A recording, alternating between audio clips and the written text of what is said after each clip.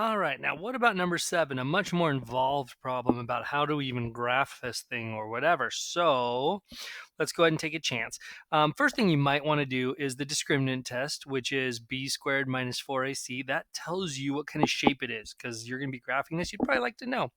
So remember, this is your a, your b, your c, and your f. So b is 12 root 3 squared minus 4. A is 7 and C is 19. So, oh, this looks ugly. 12, let's see, root 3 is going to be 36. I'm sorry, root 3 times root 3 is 3. So 144 times 3 is there, minus, this is 28 times 19. Ugh, this is not going to be fun. This is some big numbers, and so I wish I had Sheila ready.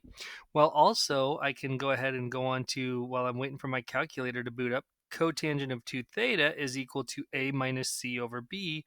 So 7 minus 19 over 12 root 3, which is negative 12 over negative 12 root 3, or cotangent of 2 theta is equal to, the 12s cancel. So that is, sorry, I don't know why that was negative. Negative 1 over root 3, and that brings up an issue.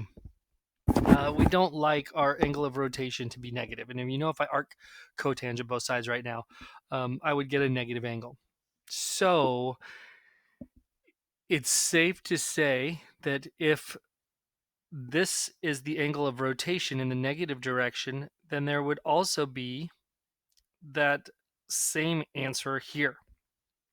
And I could then tell you what the angle is when I cut it in half. It would give me something in quadrant 1. And that's what will happen here. And so if I go ahead and do this, if I go ahead and figure out what this is going to be, the arc cotangent of that is going to be negative 60 degrees. So the cotangent of 2 theta is equal to negative 1/3. I don't know why I'm writing it again. I'm getting 2 theta is equal to negative 60 degrees, or that rotation right here is negative 60 degrees. So that means this is 60 degrees, which means if you measured it this way, that would be 120 degrees.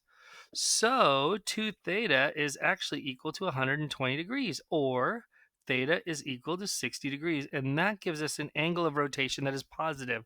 So our angle of rotation is 60 degrees. Now, that only happens when the angle is negative, when the arc cotangent is negative. So I like to figure out cosine and sine real quick of 60 degrees. Cosine we know is a half, sine is root 3 over 2, and that's what we will use in the formula. Now, in the meantime, Sheila has warmed up, and she has been able to give me what kind of shape this is. So minus 28 times 19 is stolen from my friend Matt. Ugh, that was not supposed to work like that. I just want my equal sign. It is negative 100 after all that. Negative 100, which means it is less than 0, which means it is an ellipse because it looks like that, right? Like a TIE fighter. It's an ellipse. So I know it's an ellipse. And I know the angle of rotation is 60 degrees. And so that helps me out a ton. All right, now let's do the math, right? The stuff that you were probably wondering about.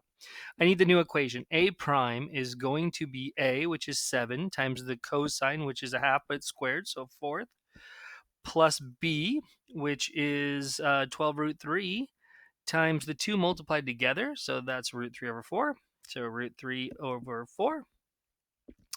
And then plus C, which is 19, times the sine squared, which is going to be 3 over 4. And that gives me 7 fourths plus 12 times 3 is 36 fourths plus 9 times 3 is 30, 27, 57 fourths. And that gives me something ginormous. I don't know what that gives me.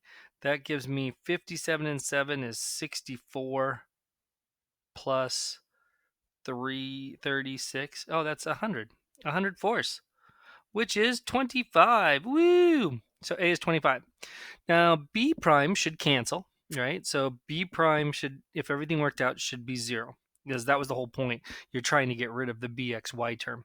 Then c prime should be kind of nice. You're going to take the c term, and then you're going to put in the 1/4 again. I'm just following this formula if you're wondering. And then minus 12 roots of 3 times the root 3 over 4 plus the 7 times 3/4. And what do I get there? I get 19/4 minus 36/4 plus 21/4, which that is 40/4 minus 36 is 4/4 or 1. All right. And then d prime is nothing. E prime is nothing because there was no d and e. And when you go to use these formulas, you need d and e, and they're both zeros. And then f prime is just f, so that's 25. So our new rotated formula is, and I'm going to use u and v instead of x prime and y prime because that came up as a question. So I'm going to go 7. Was it 7? Sorry. It was 25.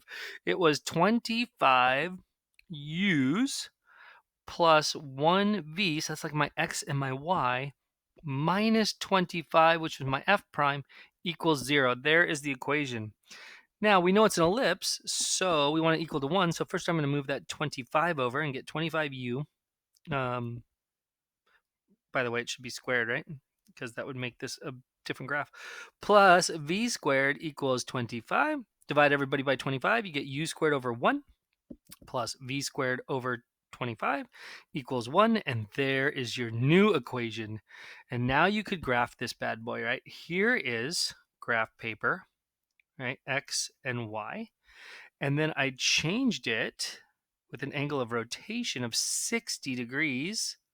So this is U, and this is V. And then in the U direction, I'm going to go out 1 unit.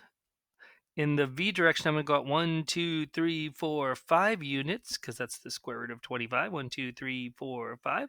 And there is my ellipse. Beautiful. All right. Stay happy.